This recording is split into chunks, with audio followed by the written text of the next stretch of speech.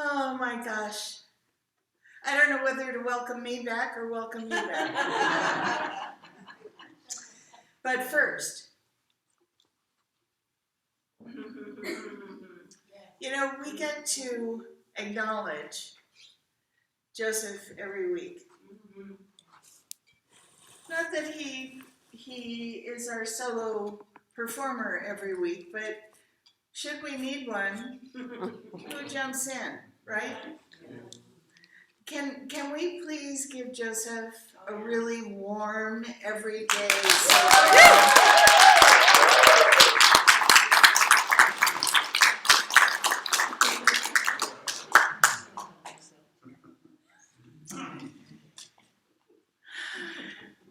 So I'm Reverend Ann Ray, and every week I get to tell you that I am so excited to be allowed to serve with and for the Everyday Center for Spiritual Living as their senior minister.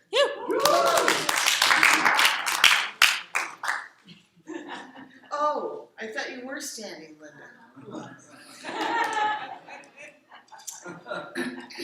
And that may just sound like a thing, especially if you've not been here before, for the minister to stand up here and say how excited they are and how excited I am for you to be here and for me to be here and to have the opportunity to share ideas and all that stuff. And maybe a lot of ministers do that. I don't know. I've never heard one do that. But that's not why I do it. I do it because I really feel it. Because this is my spiritual family.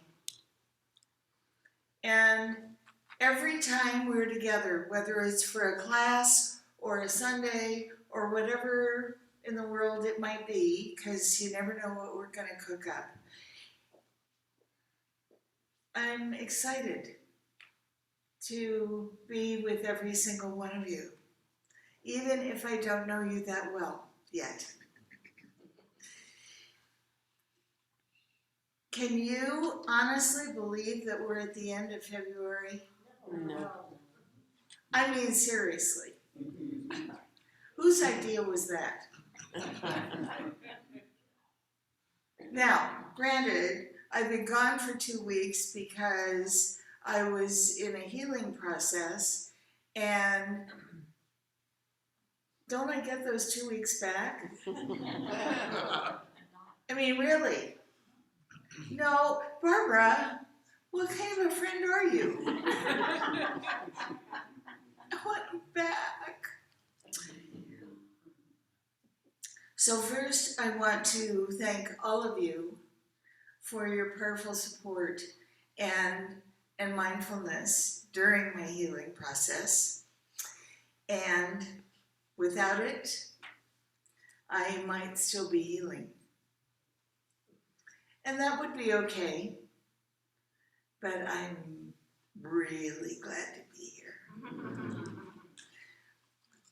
So, for those of you who haven't been here before, and we welcome you so warmly and sincerely, what we've been talking about in various ways the whole month of February is small thoughts, small results. And today, we're putting a bow on February by talking about and looking at what are we feeding? What are we feeding with those thoughts? Whether they're small or huge, what are we feeding with those thoughts? And the second part of the question is, are we feeding influence, or are we feeding intuition?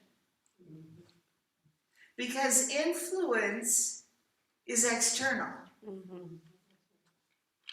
So influence includes things like news, social media, our well-meaning friends, our not so well-meaning friends, and intuition is our inner wisdom, our innate inner wisdom that is trying its best to get our attention and saying this may be a better idea. Not, mind you, giving you instructions. Any of you have a parent that did this? I did. But you know, helpful hints. And they may even repeat themselves sometimes, because we aren't listening. We're paying more attention to the influence. So what I've noticed is that influence can take us down some interesting roads. It can take us down the road of comparison. It can take us down the road of other people's way of thinking, which can be great if other people's way of thinking feeds us. If we hear a thought or we hear a suggestion or we listen to a podcast that uplifts our spirits, that's food for our soul. That's food for our mind. That's food for our growth. Influence, on the other hand, seldom is. Because influence's favorite food is what's wrong. Yeah. And convincing as many people as possible to focus on what, in the mind of the influencers, which has now become a word,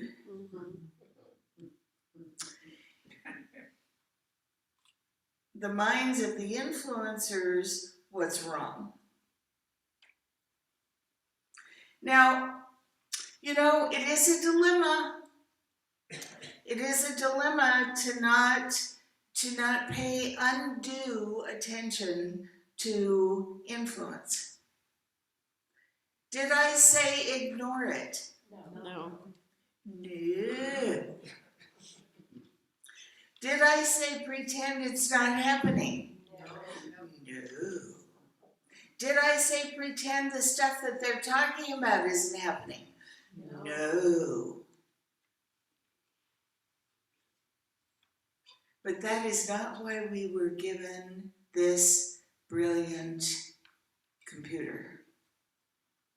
We were not given this brilliant computer, this fabulous gift, this amazing capacity to comprehend just by looking at something. Sometimes we need to disengage our ears and look at the evidence of the generosity of the universe. Take a breath and notice that all we did was take a breath, and we didn't have to earn it, and we didn't have to have a degree to take it. It's just part of what we do, and that's how our body survives. So it is possible to notice and to make up our own darn mind about what it is that's really relevant. Right. And that's what I'm talking about. You know, as many of you have heard me tell before, I think I've only told this story once, but If I've told it more than once, oh well. So there is this Indian youth who is about to go through his training as he crosses the threshold into becoming a young adult. And he's consulting with his grandfather, the dearest person to him in the whole world. And there is no one that he trusts more to give him the real information. And he says to his grandfather, you know, I'm having a hard time. I feel this struggle within, and I don't know what to do about it. And his grandfather says, well, what kind of a struggle? And he says, well, most of the time I know the best choice for me to make, the highest choice for me to make. And then sometimes I feel like I don't know it all. And the grandfather says, well, that is a dilemma. He said, but you know, I had the same problem when I was about your age. And I remember my grandfather telling me that this struggle that I was feeling, and this struggle that you are feeling, this conflict, whatever you want to call it, is like having two wolves living inside you.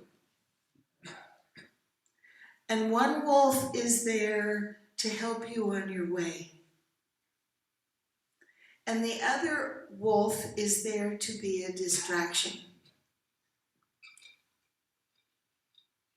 Not do you harm, but be a distraction from what you already know. And the young man said, well, how do I know which wolf is guiding me rightly?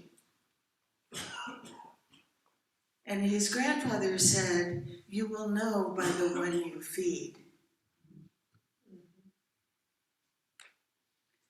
We must choose. We must choose the one we feed. We must choose the one we follow. And I'm not talking about ministers, and I'm not talking about gurus, and I'm not talking about the one we follow like they are the ones to lead our lives. Surprise! What I'm talking about is all of us. We are the ones to lead our lives. We are the ones with the wisdom. We are the ones who know the highest choice. We are the ones to step confidently, one step at a time, in the direction of our dreams, of what feels right to our heart, and of what feels like the right one to feed. Mm-hmm. So what are we feeding? Are we feeding influence, or are we feeding intuition? You know, sometimes, and those of you that I have done sessions with, you have heard me say this, because it's not unusual to have someone say, I don't know what to do. I have this idea, and then I have another idea, and then I have another idea, and I have no idea what to do. So I share with them my personal practice. My personal practice is, when I don't know what to do, I don't do anything. I don't force myself. I don't make up stuff. I don't convince myself or have an argument with myself about, well, maybe this is the better idea. I wait. Because I so absolutely trust that the wisdom that lives within me is the capital W wisdom of the universe. I so absolutely trust that I know I can wait, and I will know. I may not know the whole picture. I may not know, actually I don't have a clue, how to get from here to the Colorado border. I really don't. But it doesn't matter. I'm going to get there 1 mile at a time anyway. I'm going to get there 1 step at a time anyway. It's a matter of discovery and inner trust. Ernest Holmes, who was the, dare I say is, because even though he's no longer living in this, what he called a monkey suit, I have no doubt he's still around. But he founded this philosophy that we call the science of mind, and he encouraged us to wait, to give that opening, that opportunity for the wisdom that we have to reveal itself, because it will. Yeah. If we shut up long enough.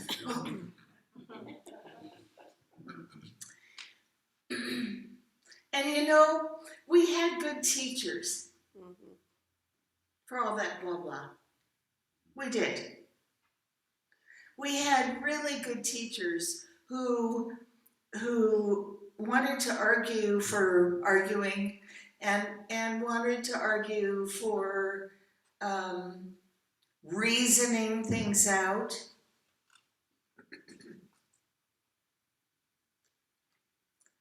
And I'm telling you,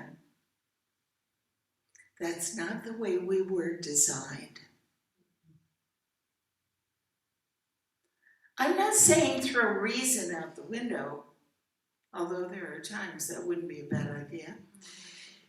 What I'm saying is that our own reason, because once we get into reasoning, what are we into? We're into influence. Our own reason, our own wisdom is the real deal. Yeah. And Ernest Holmes would do everything he could to help people know that and trust that and align with that. Because it's like moving to Santa Fe from Sonoma because you need a change. Or moving to Santa Fe from Burbank because you need a change. A lot of us ended up here without having a good reason. And even if we thought we had a good reason, as it turns out, we ended up here for an entirely different reason. Right.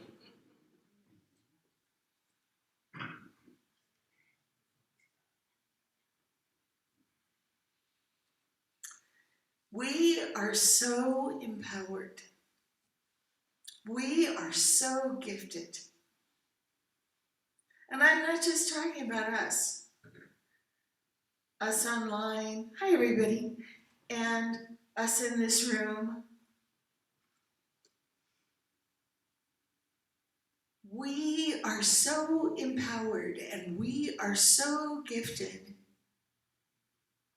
and we doubt and doubt and doubt and doubt. Mm-hmm. And that is not part of our gift. That's ridiculous. Anybody ever read Harry Potter?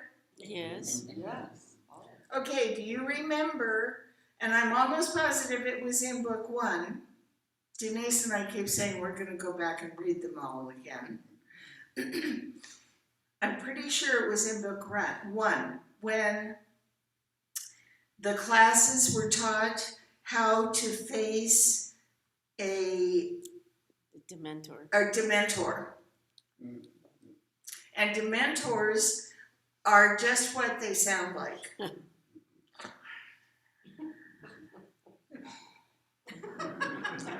I do that because they have really bad breath. How to face a Dementor and not be afraid. And what they were taught, because what they were taught was to imagine the thing that scared them the most, or that worried them the most in our adult case. So there was, at the end of the classroom, there was this huge armoire, and the student was told to close their eyes and imagine the thing that scared them the most.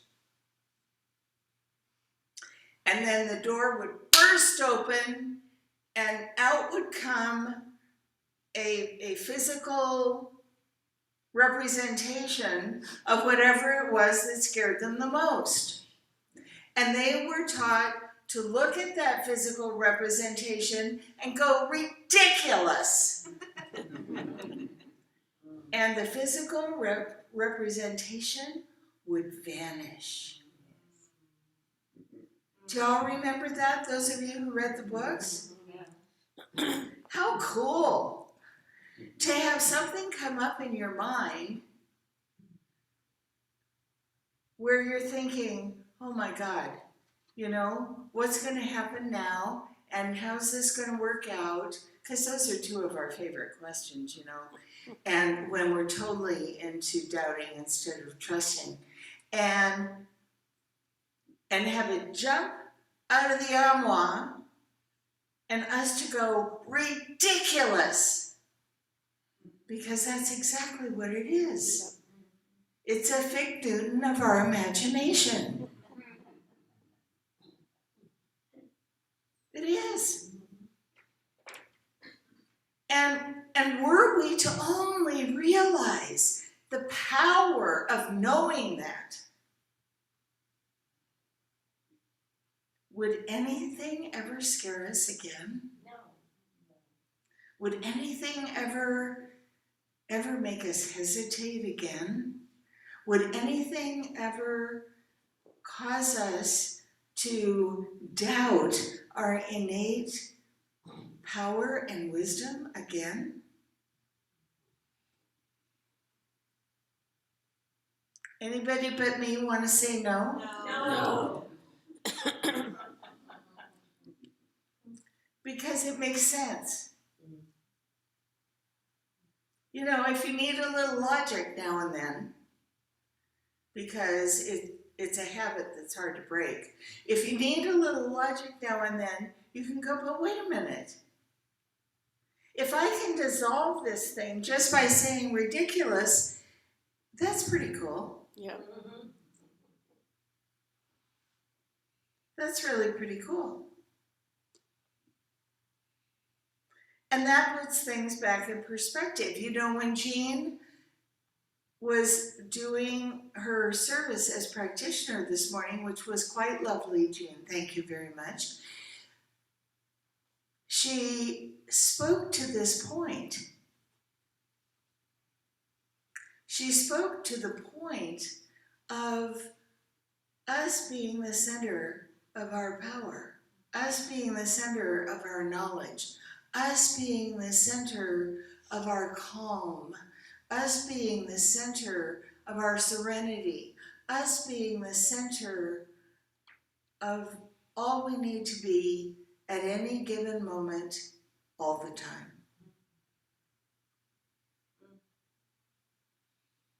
So I vote for that. Mm-hmm. I vote for that. I vote for me remembering and me doing everything that I can to help you remember who we really are, how I know that, and what's ridiculous. So that we don't end up in the wrong lane. Because once we're in the wrong lane, I promised to send out one of those lifeguard rings, you know, but I'm not coming to get you. Because you're the one who knows how to get out of the wrong lane.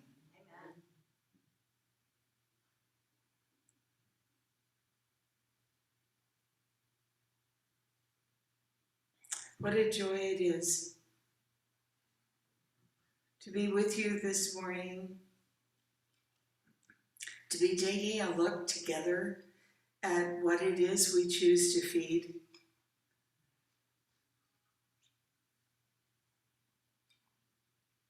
How we choose to care for these incredible gifts that we show up as the arms and legs for.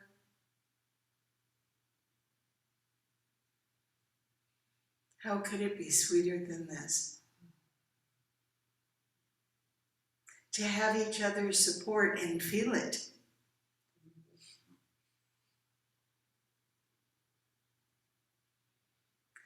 With the possible exception, and I don't think so, of the new people who have joined us this morning, and thank you so much for being part of our everyday family, even if it's just for now.